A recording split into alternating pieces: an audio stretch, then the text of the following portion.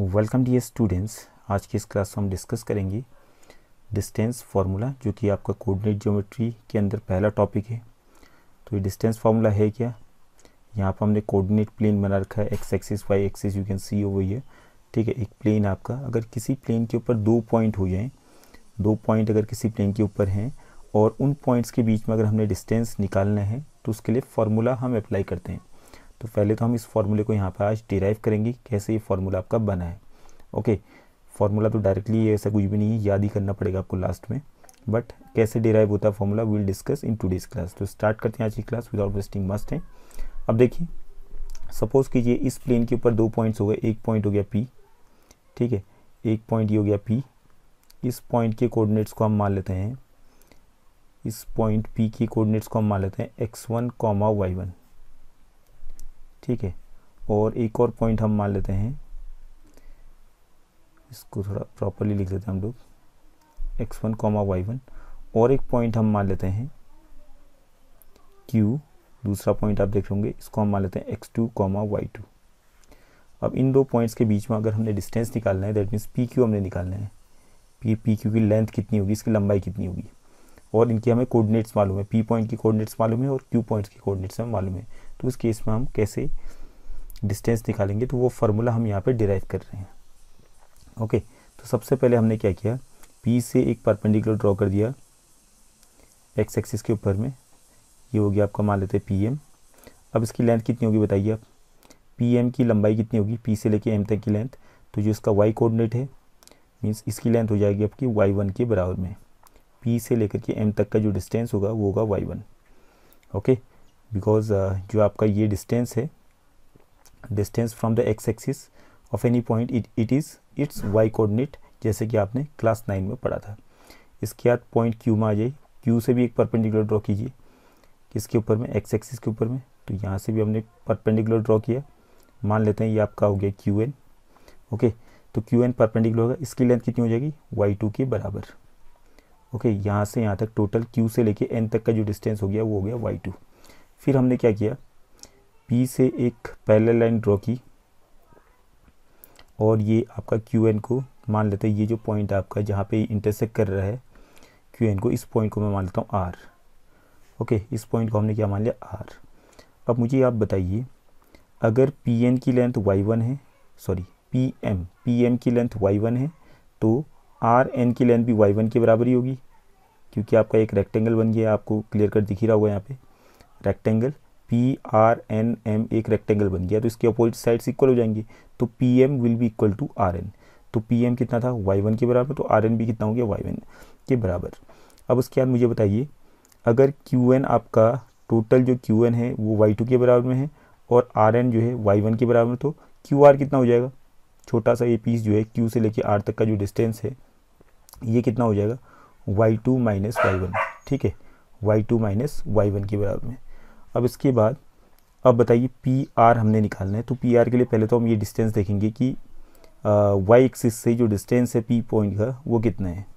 तो इसका जो डिस्टेंस होगा इट विल बी x1, और इसका जो डिस्टेंस है, ठीक है, फ्रॉम क्यू पॉइंट वो होगा आपका x2 के बराबर में। हालांकि आप डायरेक्टली वहाँ से भी जा सकते हैं, पॉइंट से भी, थोड़ा कन्फ्यूज़न अगर आपको हो रहा होगा तो यहाँ भी आप ले सकते हैं। p पॉइंट से जो डिस्टेंस होगा इसका, सॉरी p पॉइंट से जो डिस्टेंस होगा y एक्सिस का, इट विल बी x1, और q पॉइंट से जो डिस्टेंस होगा, q पॉइंट से जो डिस्टेंस होगा y एक्सिस का, इट विल बी x2। अब मुझे बताइए कि अगर ये आपका x2 हो गया, q पॉइंट का जो डिस्टेंस है y एक्सिस से, और p पॉइंट का डिस्टेंस y एक्सिस से x1, तो p से लेकर के r तक का जो डिस्टेंस होगा वो कितना हो जाएगा, जाहिर सी बात है x2 माइनस x1 के बराबर हो जाएगा। क्लियर हो गया, ये सारी चीज़ें आपकी क्लियर हो गई, फिगर में आप विजुअलाइज कर सकती चीज़ें कि x2 माइनस x1 क्यों हुआ। ओके, अब इसके बाद आप चाहेंगे ट्राइंगल QRN, एक राइट एंगल ट्राइंगल है जो कि R पे 90 डिग्री का एंगल बन रहा है। तो यहाँ पे हम लगाएंगे Pythagoras theorem, Pythagoras theorem apply कराएंगे। तो यहाँ पे क्या आ जाएगा, पाइथागोरस थ्योरम के अकॉर्डिंग पी क्यू का स्क्वायर, हाइपोटेन्यूज का square, equal to square of the sum of the square of the other two sides, means आपका आ जाएगा पी आर का स्क्वायर प्लस क्यू आर का स्क्वायर।